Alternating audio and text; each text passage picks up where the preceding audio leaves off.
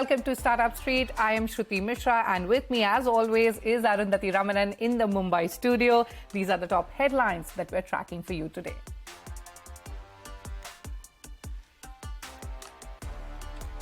Trucking aggregator 4 Enterprises Let's Transport bags $25 million. Bertelsmann India Investment doubles down on its bet, invest $20 million. Let's Transport will use the funds to expand its market presence and reach profitability. Upskilling platform SkillLink lays off close to 160 staff in July. Comes months after the first round of layoffs in April. Co-founder says the decision to downsize the workforce comes as the company decided to streamline costs. Flipkart begins rolling out cash payouts worth $700 million to employees. CEO Kalyan Krishnamurthy writes to the eligible employees about the payment to be credited today. CNBC-TV18 reported the news on July 10th. This to compensate for the loss of value part after PhonePe separation. Smartphone retail tech platform Smart Dukaan gets $10 million in a pre-Series A funding round led by Findoc Invest and others. Funds will be used for franchise partnerships, enhancing technology and expanding product portfolio along with talent acquisition. The Supreme Court will begin the final hearing of the appeals by both Google and CCI against NCLAT's October 10th order. The opposing sides have filed appeals challenging aspects of the NCLAT's March 29th order in a case in which the American company was accused of pursuing anti-competitive practices. Disney CEO Bob Iger says he is open to selling television assets, which includes ESPN, ABC and Star India, saying it may not be core to the company's future. Adds that they want to remain in sports but are open-minded about potentially adding a strategic partner for its ESPN business. China's BID has submitted a $1 billion investment proposal to build electric cars and batteries in India in partnership with the local company, says Reuters. BID and Hyderabad-based Megha Engineering and Infrastructures have submitted a proposal to Indian regulators to form an EV joint venture. Those are the headlines we've been tracking for you this evening. Mamaearth is getting ready for Dalal Street debut. Speaking to Shireen Bhan earlier in the day, founder Varun Alagh said that they are waiting for an approval from the regulator and it should come soon. He also added that Mamaearth continues to create and deliver value going forward. Here's a snippet of that conversation. Given the market conditions at this point in time, you have, of course, filed for an IPO. And I know, ladies and gentlemen, they cannot say very much because it's already been filed with the regulator. But, you know, is that weighing on your mind, the market sentiment, the market environment at this point in time? And would you like to review? I mean, of course, a lot depends on what the regulator comes back with as well. No, I think, from a process perspective, we are still engaging with the regulator and hopefully soon we should get our approvals, right? But even when we filed, right, it wasn't the best of the conditions, right? And today the conditions are far better. There is far more FPI in the last 2 months, which has sort of started to coming into India, right? But I think we are not even looking at some of those short-term indicators, right? We are in it for decades, right? And this is just an event in that journey, right? And if you are in it for decades, right, you would rather chase the long-term value creation, right? What will happen in that event or what will not happen? I don't think we are having sleepless nights towards it. Right? When it will happen, everyone will know. Hopefully some will participate, right? And then we will continue building the way we are continuing, right? And we will deliver and create value for everyone around us. On the hot seat today, battery swapping firm Battery Smart raised $33 million from investors in a pre-Series B funding round. The round saw investments by existing investors, Tiger Global and Bloom Ventures, as well as from new ones like in the ecosystem like Ecosystem Integrity Fund and British International Investment. Now, the company, which provides battery as a service, has 25,000 customers and will use the funds to expand its user base and expand to newer geographies. Joining me now to discuss this further is Pulkit Khurana, the co-founder and CEO of Battery Smart. Also with me, Shruti Mishra. Pulkit, it's great to have you back on the show. The last time I spoke to you was when you last raised funds in 2022. And now you've raised $33 million as part of a bigger, and this is supposed to be a part of a bigger round. So how much are you planning to raise? So hey, Arundhati, always a pleasure to be on your show and thanks for inviting us. So the plans are that this is a very large space that we are operating in, right? And it's a very huge opportunity when we are trying to eliminate the capex problem from two-wheelers and three-wheelers by making EVs more affordable, right? So the investments required to do that are going to be extremely large.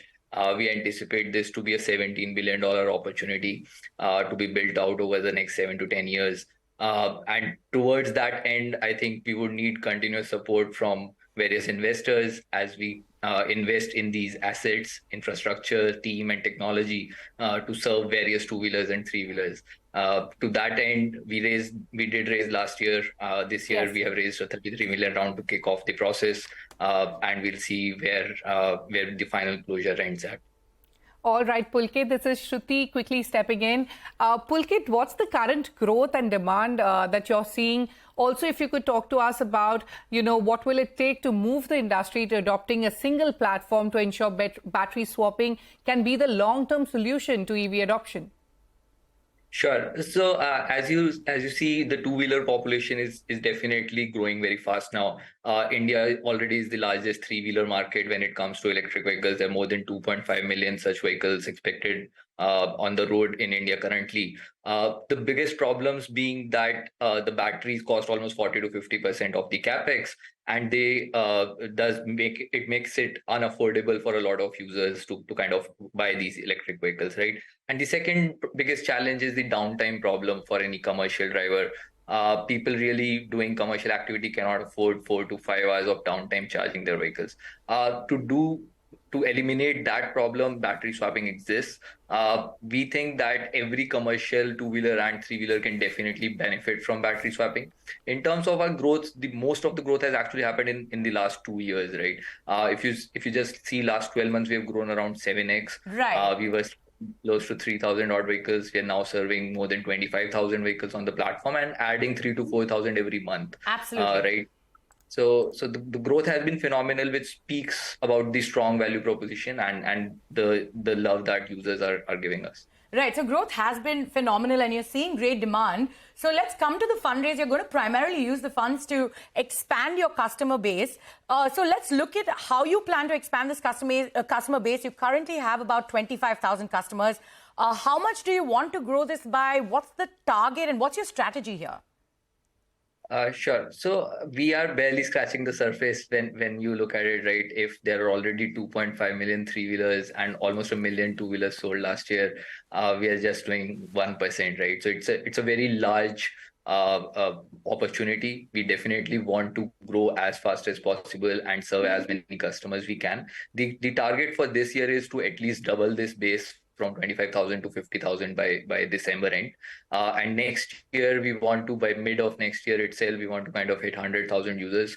That's the internal goals that we have set for ourselves. And this fundraise should help us reach there. All right, Pulkit, speaking about growth, let's also talk about geographic expansion. You have 600 swap stations across 25 cities. How many more swap stations do you want to set up? And are you well funded now to set these up? What are the targets? Sure. So we are actually opening around 50 to 60 stations a month right now. We would go deeper in these 25 cities. A lot of them have been opened in just last 12 months. So we would definitely go deeper in these territories, but also add around 8 to 10 more cities by end of this year. We are definitely capitalized enough to kind of do that. And stations as well as customers go in parallel because you cannot actually add customers before there are stations where they can go and swap. So this is more of a supply first business where you open some stations that attracts a lot of users because they see a very dense network where they can go and just swap their batteries, eliminates their range anxiety, essentially. Right. And like you said, you've grown about 7 times in revenues in your customer base. So what is your revenue currently at and where is it mostly coming from? What's the road to profitability looking like? So we currently serve more than 55,000 battery swaps in a day. We would be filing our last financial year statement pretty soon, and that reflects more than a 7x growth compared to last year. But we continue to grow on around a 15% month-on-month rate. And we will have to keep up with that pace to reach 100,000 customers. All right. Pulkit, one final question, and if you could quickly answer that. The government's battery swapping policy has faced stiff opposition from the industry over interoperability standards mooted in the draft scheme. What's your view on this? So the draft scheme definitely envisaged a interoperable and standardized battery, but we believe that it's too early to standardize something which is a evolving technology and a product. It's like standardizing, let's say, a VGA port in 90s, and you would not have seen, say, USB or HDMI evolving, right? So it's too early to standardize a product, and that has been the demand of entire industry. The great thing is that the current government and various ministries involved have been very receptive of such feedback, and that is why we keep hearing now that the standardization aspect of the policy is being dropped, while everything else, whether it comes at GST parity, because currently batteries are charged at 18% GST. So the reduction on that to 5% is something that the industry is very eagerly waiting for. Right. So key ask there from the government. All right, Pulkit, we're completely out of time, but thank you so much for joining us on the show, and we'll check in with you soon again. Sure. Thanks a lot, Arundhati. All right, moving on. The worst with respect to funding is not over. That's the word coming in from Nishad, the managing director of global venture capital firm General Catalyst. In an exclusive conversation with Shireen Bhan, he added that the current pause is good for the ecosystem. He also thinks that it is good that startup valuations have been rationalized. Here's a slice of that conversation. Listen in. When it comes to macro, if we knew the answer, we would all be out there investing on that. I do believe that the worst may not already be here yet. And the reason for that is inflation, at least in the US, continues to stay stubbornly high, as well as the fact that, the excesses of 2021 are beginning to show in terms of indigestion at this point in time, but they could get worse from here. What happens as far as your investment thesis and your investment strategy is concerned in an environment like this where you believe that more pain is up ahead? Do you sit back? Do you sparingly invest? How are you reviewing your strategy? So our strategy continues to be the same, which is find the best possible companies and the best possible entrepreneurs and enter at the appropriate valuation. So don't get over exuberant and don't get too stingy. And that's the way you generate long-term value.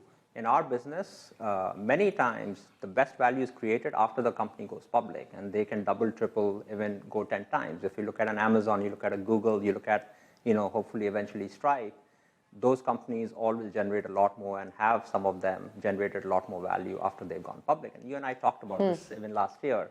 So the enduring companies always endure the test of time. And that's what we try to look for at all times. What is changing right now is that we are getting a little bit more time and breathing room to really spend that time. During COVID times, a lot of investments happened over Zoom for all of us in the industry.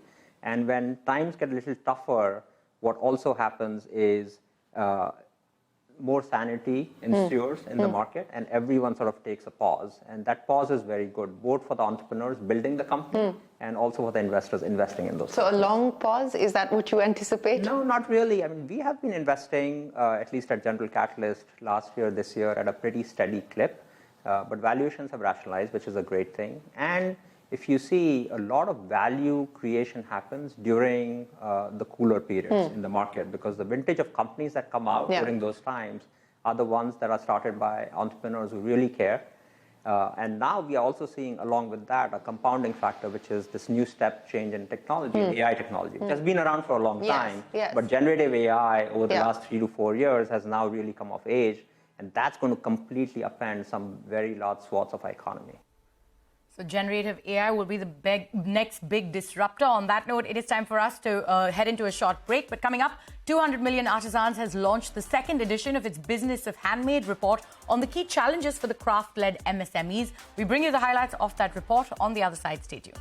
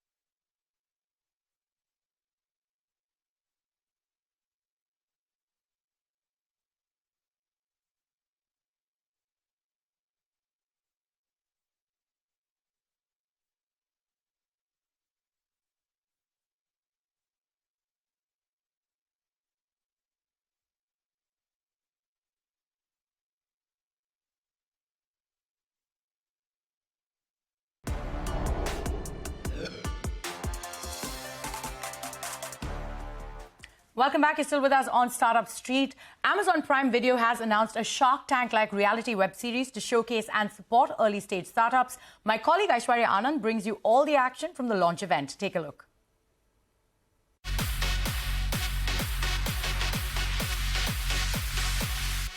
Putting a spotlight on the Indian startup ecosystem, Amazon is coming up with a new series called Mission Startup on Prime Video, which will feature India's grassroots level entrepreneurs and startups. The new show will target 10 early stage entrepreneurs who are focusing on made in India innovations to bring in a socio-economic change.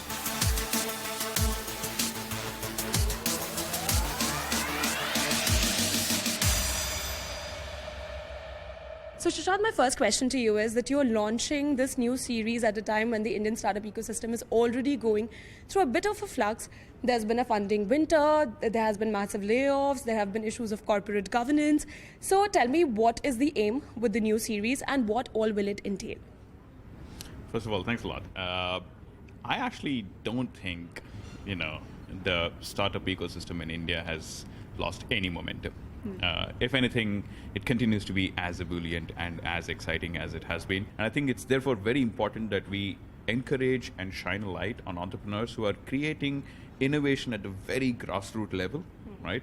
That has the potential to scale, that has the potential to be applicable across the country and across the globe. And that's exactly what our promise and what our attempt is with Mission Startup.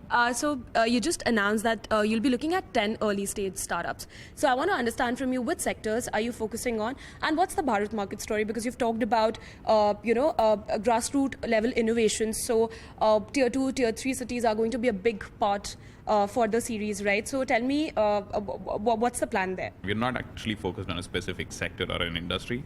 It ranges from agriculture to manufacturing to services to a whole slew of ideas and businesses. One of the things that we're really, really excited about with Mission Startup, which is it provides an opportunity and a platform for these 10 entrepreneurs to not just secure funding, but also immerse themselves in a whole series of simulations and initiatives that really test their ability to deal with crisis, scale their business. On that note, I do want to understand from you, what has been your selection criteria for this? Like, what were some of the parameters on which you decided that you would bring in these 10 startups, and who are going to be the VCs on the show? What we were really focused on was identifying entrepreneurs and startups that A, are solving a very, very deeply local Indian problem, B, are employing technology, right, to be able to solve the problem, and C, the solution has the potential to be applicable, in large parts of the country and large parts, relevant parts of the world. And obviously we're working with the Office of the Principal Scientific Advisor. We managed to whittle it down. It was a very hard process, but we managed to whittle it down to 10 entrepreneurs and 10 business ventures that we think hold the promise for one of them, if not more than one of them, potentially becoming India's next unicorn. All right, one final question. How soon can we expect the launch of the show? Yes, the show is already in production, that much I can tell you. It's being produced as we speak. And it's going to be on the platform on Prime Video very, very soon. All right, moving on. 200 million artisans, which is a social enterprise dedicated to accelerating growth for craft-led MSMEs, today launched the second edition of its Business of Handmade report on the financing-related challenges for this segment of the startup ecosystem. The report identifies challenges in access to finance for the artisan economy and explores the role of catalytic capital to jumpstart a handmade revolution in India. Ritu Singh reports.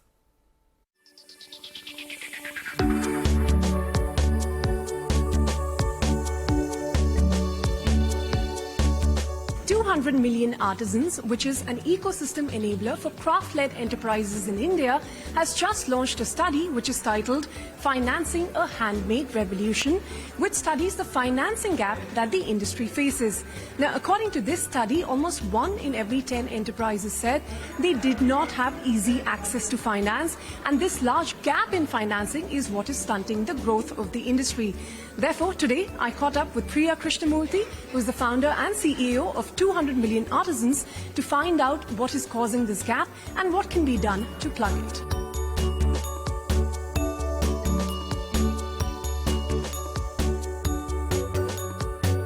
So tell us about this report and what it tries to cover, what you've been able to achieve, and what you hope investors and the community will be able to use it for.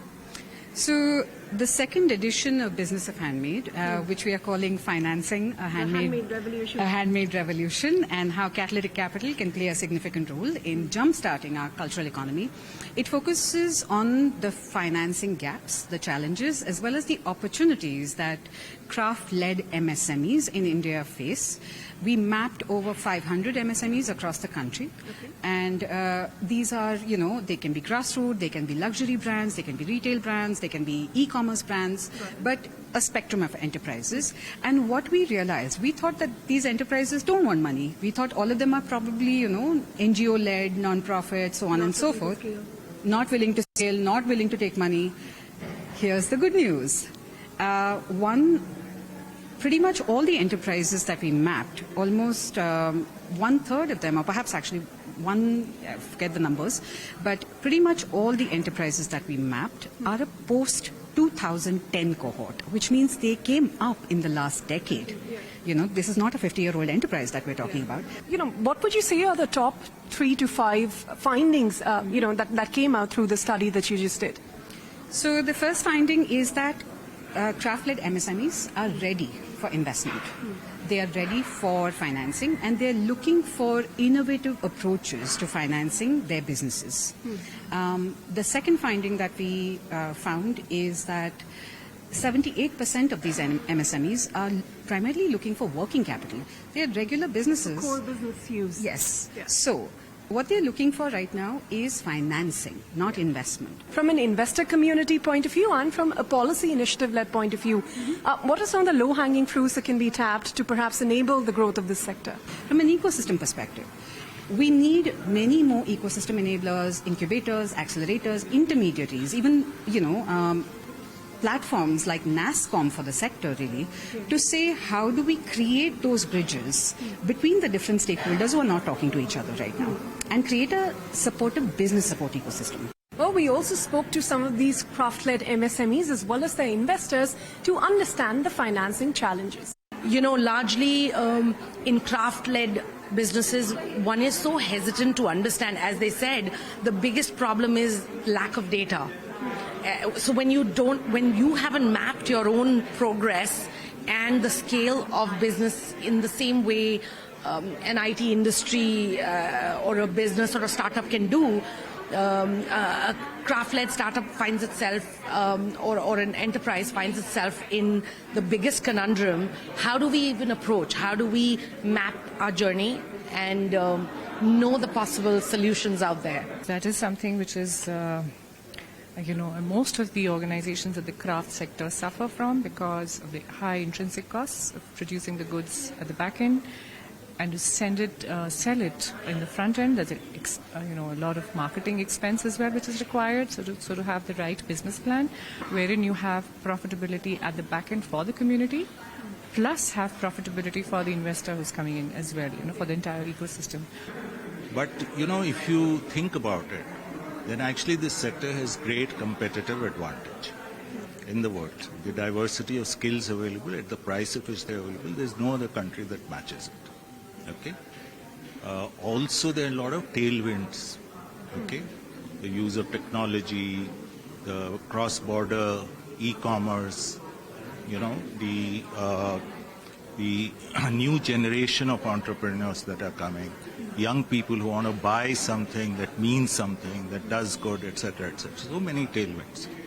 So, we started with the thesis that there are a new generation of entrepreneurs. Profitable and growing businesses can be built. Okay, and what does it take to enable them? Well, on that note, we hope that the craft-led MSMEs of India, which are more than 200 million in number, do not remain the most ignored sub-segment of the startup ecosystem in India. On that note, it's back to you guys in the studio. Absolutely, Ritu, and highlighting those key challenges there for craft-led MSMEs. On that note, it is Friday and it's time to see how the startup space fared in terms of new deals this week. 12 deals took place, valued at $43 million as per data from Venture Intelligence. Some of the notable deals include SaaS startup Zluri, backed $20 million from Lightspeed, Mass Mutual Ventures, India Partners and Kalari Capital. Fold Health raised $6 million from Iron Pillar and others. Blockchain network Shadium, founded by Nishad Shetty, got over $5 million from J17 Capital, TRGC and others. Well, that's not all. Neuron Energy raised $2.4 million from the likes of Equanimity Investments and Kayan Ventures, and restaurant supply chain management startup Supply Note backed over $2 million from Artisan Venture Partners and others. Overall, the startup world has seen over 300 deals in 2023 so far, valued at over $4 billion. Well, with that, it's a wrap on this edition of Startup Street. More news and updates continue on the other side. Many thanks for watching.